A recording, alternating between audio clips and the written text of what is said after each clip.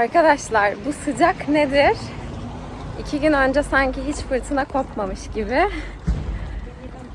Yani 25 derece şu anda hava. Böyle kısa kollularla artık geziyoruz. Ceket meket hak getire yani. Yarın da 27 ama salı günü tabii ki de fırtına geliyor. Yine. İşte Avrupa mevsimi böyle. Bir gün öyle bir gün böyle. Biz de bugün kaleye gidiyoruz. Yani bu güzel havada kale çekimi bence gerçekten muazzam olur diye düşünüyorum. Böyle güneşli havayla beraber bir kaleden güzel bir çekim. Artık bu kanal bunu hak etti diye düşünüyorum. Siz de istediniz çok. Ben daha fazla konuşmadan biraz yoldan, daha sonra da kaleden çekimlerle sizi kanalda baş başa bırakacağım. Böyle bir giriş yapmak istedim. Keyifli seyirler.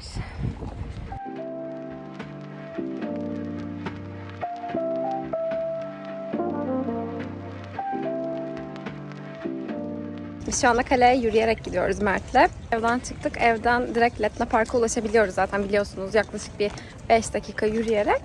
Letna Park'ın içinden yürüyerek kaleye yaklaşık böyle bir yarım saat, 40 dakikada gidiliyor. 40 dakika sürmüyor bile. Sürmez değil mi? Aynen. Ama eğer örnek veriyorum merkezden gideceksiniz veya işte başka bir bölgeden, Hradčanska bölgesinden de yürüyebiliyorsunuz. Hradčanska aynı zamanda bir metro durağının olduğu bölge. Ayrıca Malostranska bölgesinden de yürüyerek gidebilirsiniz. Malostranska da daha merkezi yerde bulunan bir yer. Oradan daha kısa sürede yürürsünüz zaten kaleye. Malostranska bölgesi de şöyle. İşte bu Çağız Köprüsü'nün oradan ilerlediğinizde zaten direkt Malostranska durağına çıkarsınız. Oradan da tepeye doğru yürüdüğünüzde kaleye ulaşmış olursunuz. Ancak zorlu, biraz yorucu bir yürüyüş olabilir. Çünkü yokuş tırmanıyorsunuz sonuç olarak. Nasıl gidebileceğinizi paylaştıktan sonra tekrar yürüyüşlerle devam ediyorum. Bu arada şuradan göstereyim. Buradan bu şekilde şu yolu takip ettiğiniz zaman kaleye ulaşabilirsiniz. Şu an yürüdüğümüz yol gerçekten çok güzel. Onu da göstereyim. Yani eğer siz bu bölgelerdeyseniz ya mutlaka zaten geldiğinizde Letna Park'a gelin. Manzarası çok güzel. Letna Park'tan yürüyerek de kaleye gidebilirsiniz. Çünkü yol da çok güzel. Yani buradan muhtemelen çok güzel bir yolu takip ederek kaleye ulaşmış olacaksınız. O yüzden tavsiye ederim. Çok güzel bir yol değil mi? Biz buradan tramvayla geçiyoruz normalde işte.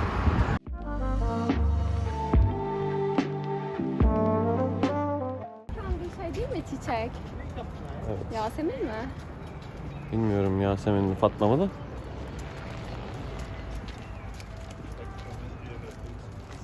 Ay çok güzel kokuyor. Ya Melisa ya Yasemin. Bir tane koparsan.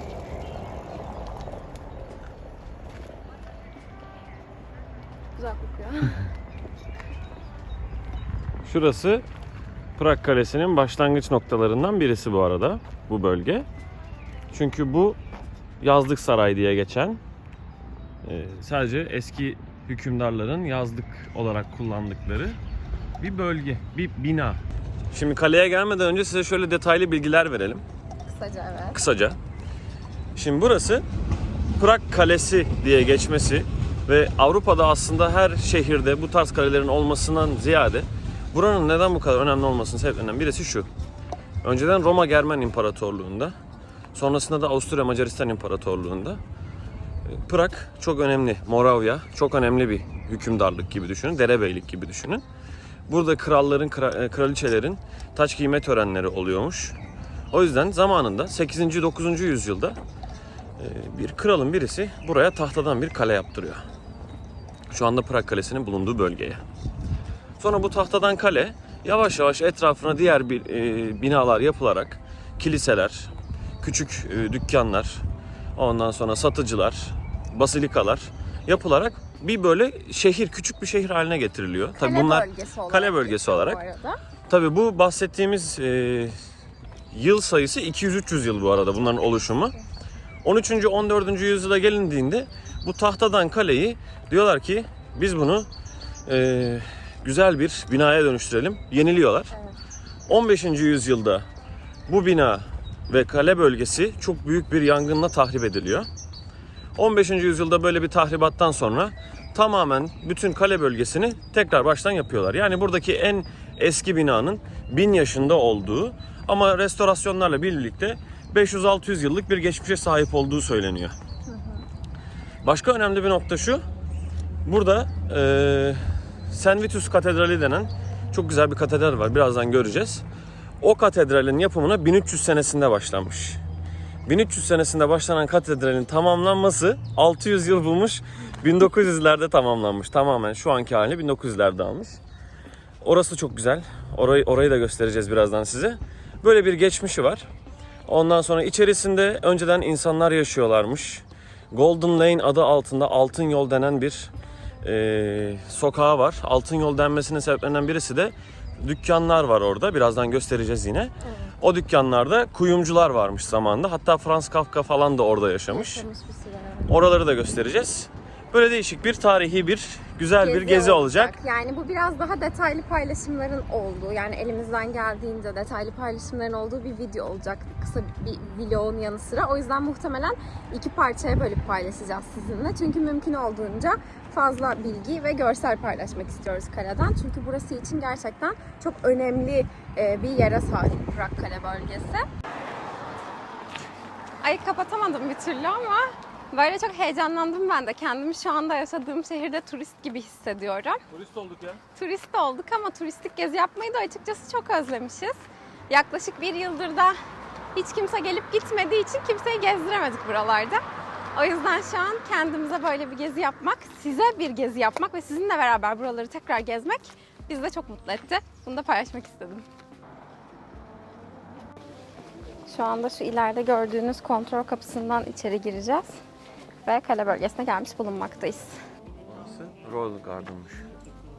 Kralın bahçesi mi? Evet. Buraya daha sonra geleceğiz ve burayla ilgili çok komik bir hikayemiz var. Onu da anlatacağım size.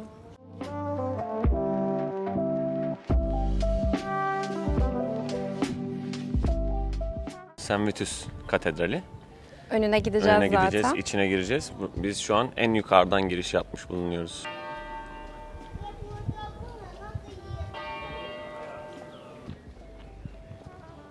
Çiçeklerin güzelliğine bakar mısınız? Renklerinin. Aşkım, sevgilim. Şuradan şöyle bir fotoğraf çeksen hem çiçek hem arkada şeyler, katedral falan çok güzel çıkmaz mı? Ne dersin?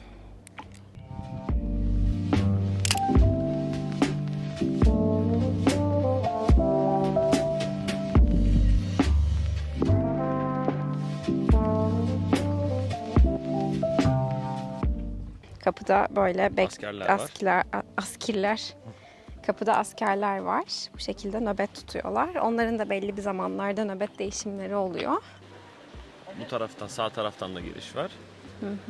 Burası az önce bahsettiğimiz gibi ayrı ayrı dönemlerde birleştirilip yapılmış koskoca bir alan, bir yaşam yeri gibi düşünün burayı. Şu anda hali hazırda Cumhurbaşkanı dediğim gibi burada yaşıyor. Bahsettiğimiz alan şurası. Komple kale bölgesi diye geçen. Burada daha net görebilirsiniz. Burası.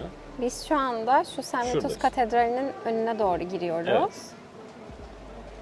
Bu arada şurada da fiyat listesini görebilirsiniz. Detayları paylaşırız zaten ama hepsine girebilmek için kişi başı 250 kron ödemeniz gerekiyor. Yetişkin fiyatı bunlar. Evet. Eğer 3 saatlik bu audio guide'dan almak istiyorsanız işte aşağıdaki diller var 200 kron.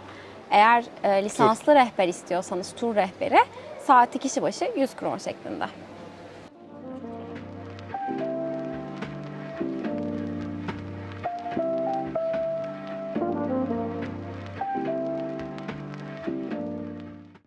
Şimdi buradan girip ticket'lara bakacağız.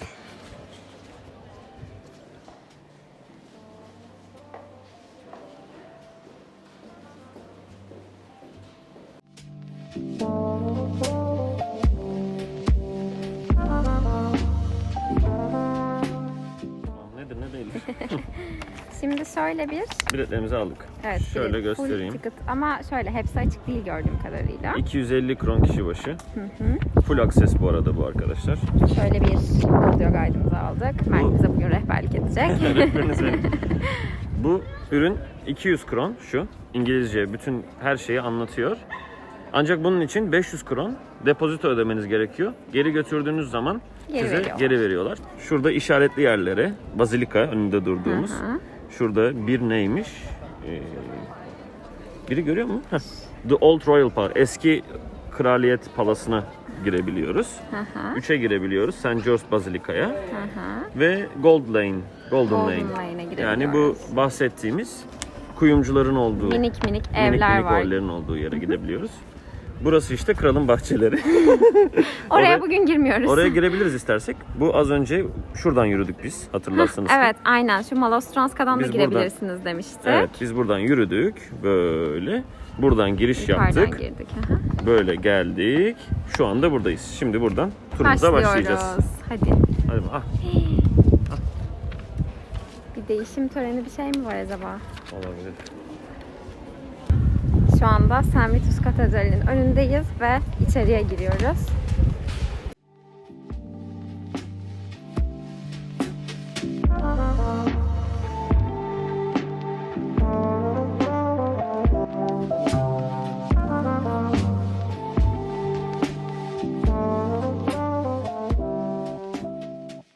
Burası St. Vitus Katedrali.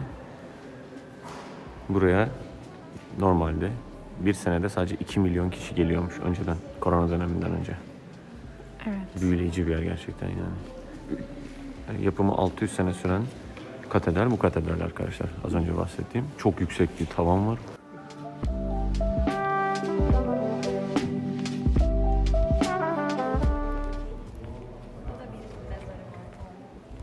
Bunlar hep işte şeyler. Doktor Antonin Podlaha isimli beyefendinin. Ama işte başka bir şey yok. Kardinal Miroslav burada. Sanırım vefat etmiş öncesinde. František Tomášek.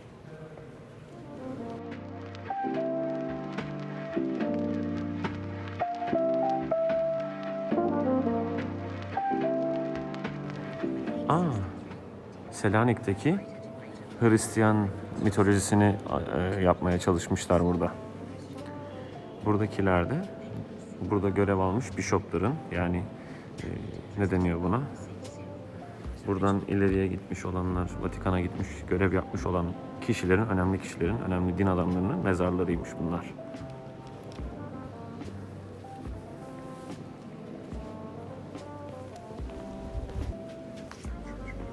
Treasury diye geçiyor burası.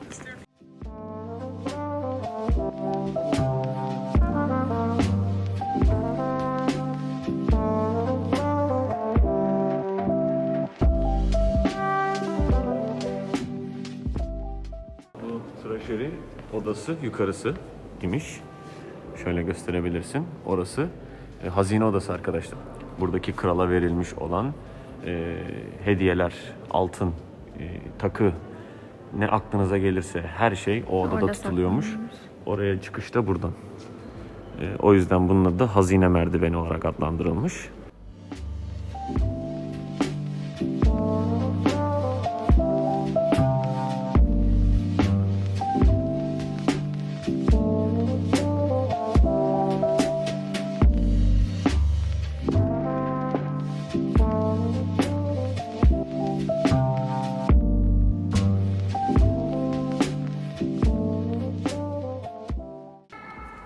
Çok büyük ihtimalle burası loca. Yani kralın falan herhalde ayinleri falan izlediği yer. Bu neymiş mesela? Bunu bir öğrenelim. Üstündeki şeylere bakın.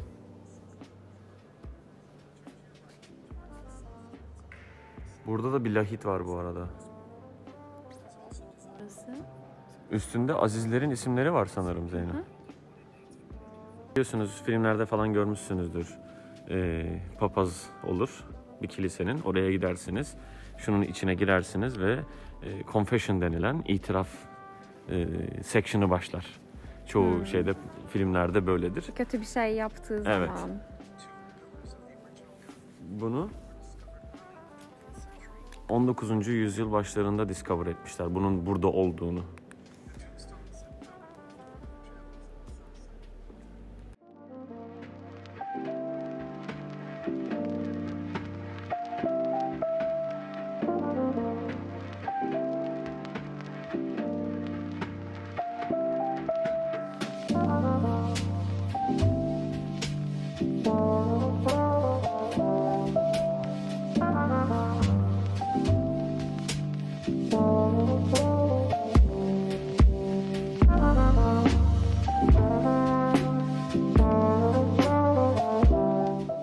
Kalvinistlerle Ortodoksların arasındaki anlaşmayı ve relief'i gösteriyormuş. Öyle diyor yani şeyde.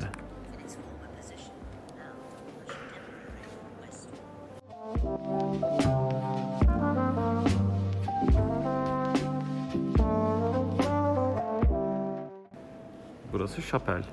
Burada çok fazla böyle din adamı var. Vatikan'a burayı temsilen gitmiş olan zamanında. Onlar için yapılmış olan şapeller ve çoğunda da şu anda şey kullanılıyor, mezar olarak kullanılıyor.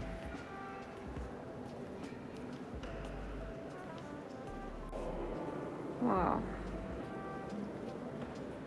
Bu gerçek altın mı peki?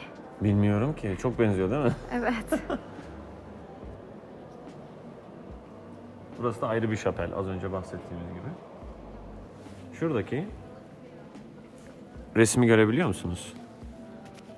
Sol taraftaki şeyin altın gibi görünen şeyin arkasında.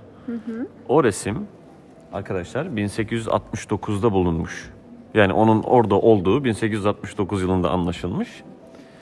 Ancak yapım tarihi 1380 civarı olduğu düşünülüyor. Portrelenen, şu fotoğrafta, resimde portrelenen kişi Meryem Ana ve etrafında Christ Child dediği, yani Jesus'ın, yani İsa'nın küçüklüğü varmış ve etrafında da havariler var tabii ki.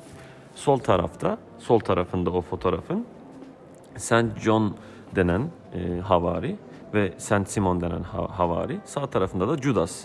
Bu Da Vinci'nin Son Akşam Yemeği'nde İsa'ya ihanet ettiği olarak resmettiği Judas yer alıyor. Yani biliyorsunuz İsa'ya ihanet edip İsa'nın öldürülmesine ve çarmıha gerilmesine sebep oluyor Judas. Saint Leopard tarafından buraya, evangelistler tarafından buraya bu resmin yapıldığı biliniyormuş.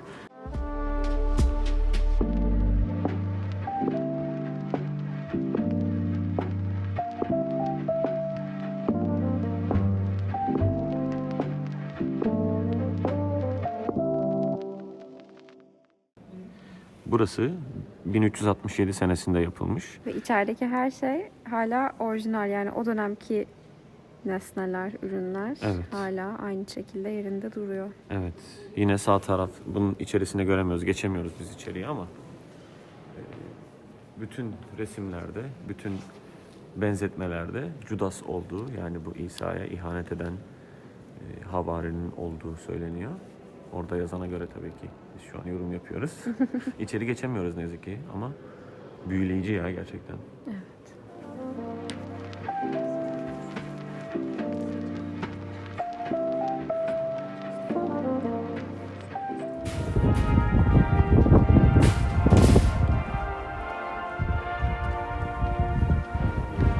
Koş.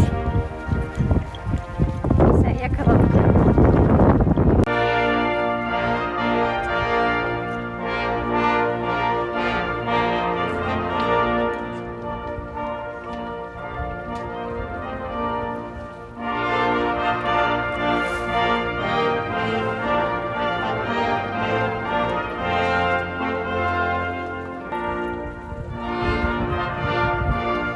Turist olduk bugün yine. Değil mi? Orada içerisi çok soğuk. İçerisi bayağı soğuk. Katedral içi. Ya nasıl gidiyor diye düşünüyorsunuz bilmiyorum. Mümkün olduğunca bilgi paylaşmaya çalışıyoruz. Sizi çok da sıkmadan açıkçası. Sıkılıyorsanız geçe geçe ilerleyebilirsiniz tabii ki. Ama şöyle bir gerçeklik var. Yani içinde bulunduğumuz binalar, 1000 yıllık binalar, tarihler Ve çok... çok daha fazla bilgi mutlaka var yani. Evet. Okunması gereken, araştırılıp okunması gereken, hani sizin okuyup da aslında Öğrenebileceğiniz. deneyimleyebileceğiniz bir şey bence bu. söyleyebileceğim bir şey bu. Biz mümkün olduğunca elimizden geldiğince Gördüklerimizi, Berkan duyduklarımızı sayesinde anlatmaya çalışıyoruz. paylaşmaya çalışıyoruz. Teşekkürler.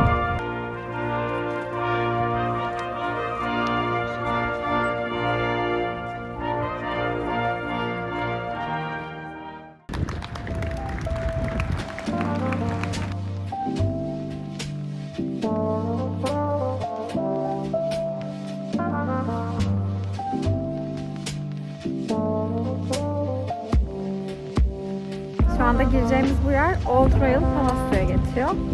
Yani Kraliyet Sarayı.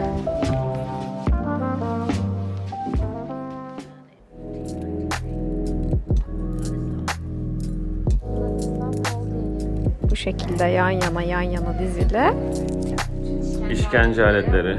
Kullandıkları burada.